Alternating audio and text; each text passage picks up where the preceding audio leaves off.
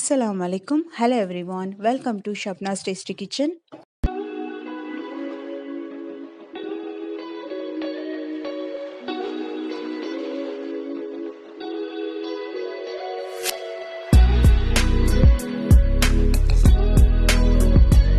இன்னைக்கு என்ன ரெசிபி பார்க்க போறோம்னா நீங்கள் பார்த்தோன்னே கண்டுபிடிச்சிருப்பீங்க. நீர் தோசாவும் ஸ்க்ரம்பிள்ட் எக் கறியும் பண்ண போகிறோம். ஒரு கடாயில் ஒரு 2 டேபிள் ஸ்பூன் நீங்கள் ஆயில் சேர்த்துக்கோங்க. ஆயில் சேர்த்துட்டு ஆயில் சூடானதும் ஒரு பெரிய சைஸ் வெங்காயம், நல்லா ஒரு பெருசாக மீடியம் சைஸாக இருந்தால் ஒரு 2 வெங்காயம் நல்லா தின்னாக கட் பண்ணி இதில் சேர்த்துடலாம்.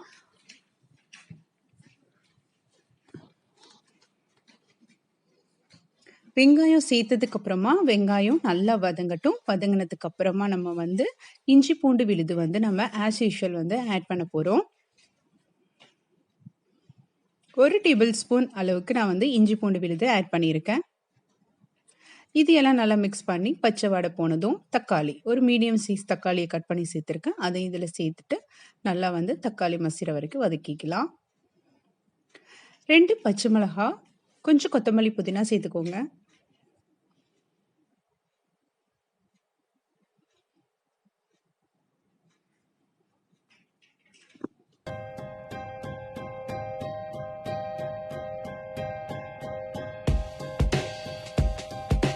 அரை டீஸ்பூன் மஞ்சத்தூள். மஞ்சத்தூள் ரொம்ப நிறைய ஆட் பண்ண வேண்டாம், ரொம்ப எல்லோயிஷாக தெரியும். அதனால் ஒரு அரை டீஸ்பூன் போதும்.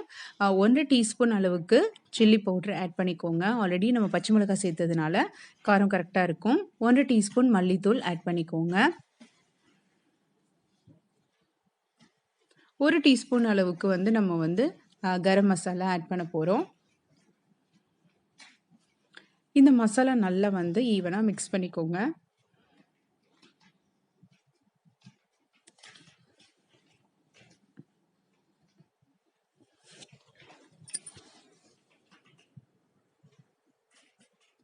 இதெல்லாம் நல்லா மிக்ஸ் ஆனதுக்கு அப்புறமா நம்ம ஒரு 2 டேபிள் ஸ்பூன் அளவுக்கு நான் தயிர் ஆட் பண்ணியிருக்கேன். இதில் நம்ம தேங்காய் அரைச்சி ஊற்ற வேண்டாம். தேங்காய்க்கு பதிலாக நான் தயிர் ஆட் பண்ணியிருக்கேன். கண்டிப்பாக ட்ரை பண்ணி பாருங்கள். இந்த டேஸ்ட்டும் சூப்பராக இருக்கும். நல்லா மிக்ஸ் ஆகிட்டு இந்த ஸ்டேஜில் நம்ம தேவையான அளவு தண்ணி சேர்த்துக்கலாம். உப்பு பார்த்துட்டு உப்பு நீங்கள் எந்த அளவுக்கு தேவைப்படுதோ அந்த அளவுக்கு நீங்கள் சால்ட்டும் சேர்த்துக்கோங்க. இதெல்லாம் சேர்த்ததுக்கு அப்புறமா நல்லா ஈவனாக மிக்ஸ் பண்ணிக்கோங்க. பண்ணிவிட்டு இந்த குழம்பு பச்சை வாடை போகிற வரைக்கும் ஒரு 10 மினிட்ஸ் நல்லா கொதிக்கட்டும்.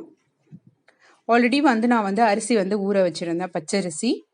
ஸோ பச்சரிசி நல்லா கழுவி வாஷ் பண்ணி ஊற வச்சுருந்தேன். அது இப்போ தண்ணியெல்லாம் ட்ரைன் பண்ணிவிட்டு நம்ம ஒரு மிக்ஸி ஜாரில் சேர்த்துடலாம். இதில் நான் பிளெயின் அரிசி மட்டும்தான் நான் அரைக்கிறேன். தேங்காய் இருந்துச்சுன்னா அது கூட சேர்த்து அரைக்கலாம்.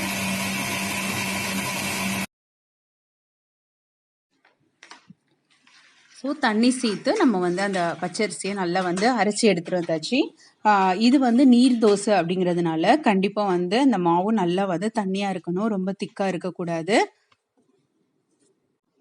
இதே பச்சரிசியில் நீங்கள் கொஞ்சம் தேங்காய் சேர்த்து நீங்கள் அரைக்கும் போது இன்னும் நல்லா டேஸ்ட் இருக்கும். ஸோ நான் இன்றைக்கி தேங்காய் சேர்க்கலை.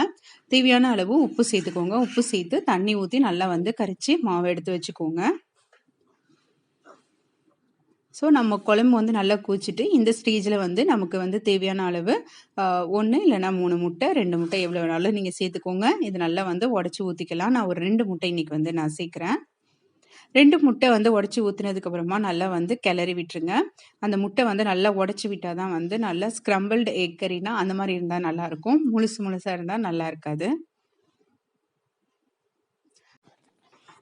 ஸோ நம்ம அந்த முட்டையெல்லாம் கிளறினதுக்கு அப்புறமா நம்ம மூடி போட்டு இதை மீடியம் ஃப்ளேமில் வச்சு நம்ம குக் பண்ணிடலாம். இப்போ நம்மளுடைய ஸ்க்ரம்பிள்ட் எக் கறி ரெடி ஆகிடுச்சு. இப்போ நம்ம நீர் தோசை செஞ்சிடலாம். ஒரு பேன் எடுத்திருக்கேன். அதில் கொஞ்சமாக ஆயில் ஸ்ப்ரெட் பண்ணி விட்டுருக்கேன். ஸ்ப்ரெட் பண்ணதுக்கு அப்புறமா நம்ம நீர் தோசையை இந்த மாதிரி நம்ம ஊற்றிடலாம். இதுக்கு மேலே நம்ம ஆயில் எதுவுமே நம்ம சேர்க்க போகிறதில்ல. கீழே ஜஸ்ட்டு இந்த ஸ்ப்ரெட் பண்ணி விட்ட ஆயில் மட்டும்தான். ஸோ நான்ஸ்டிக்ங்கிறதுனால ரொம்ப ஒட்டாது. இதை திருப்பியும் போடணும்னு அவசியம் கிடையாது. ஜஸ்ட்டு நீங்கள் மூடி போட்டு வேக வச்சா. ஸோ மூடி போட்டோன்னா நம்ம கொஞ்ச நேரத்தில் வந்து நம்மளுடைய நீர் தோசை வந்து ரெடி ஆகிடும். இப்போ பாருங்கள், நம்மளுடைய தோசை வந்து தவால கொஞ்சம் கூட ஒட்டலை. ரொம்ப ஹெல்த்தியான தோசையும் கூட. கண்டிப்பாக நீங்கள் எல்லாரும் இந்த ஸ்க்ரம்பிள் எக் கறியோட இந்த நீர் தோசையை கண்டிப்பாக ட்ரை பண்ணி பாருங்கள். பார்த்துட்டு எப்படி இருந்துச்சுன்னு சொன்னுங்கள். இந்த வீடியோ உங்களுக்கு எல்லோரும் பிடிச்சிருந்துச்சுன்னா லைக் பண்ணுங்கள், ஷேர் பண்ணுங்கள். மறக்காமல் என்னோட சேனலுக்கு சப்ஸ்கிரைப் பண்ணுங்கள் ஃப்ரெண்ட்ஸ். இன்னொரு நல்ல ரெசிபியோட மறுபடியும் உங்களை மீட் பண்ணுறேன். Thank you so much.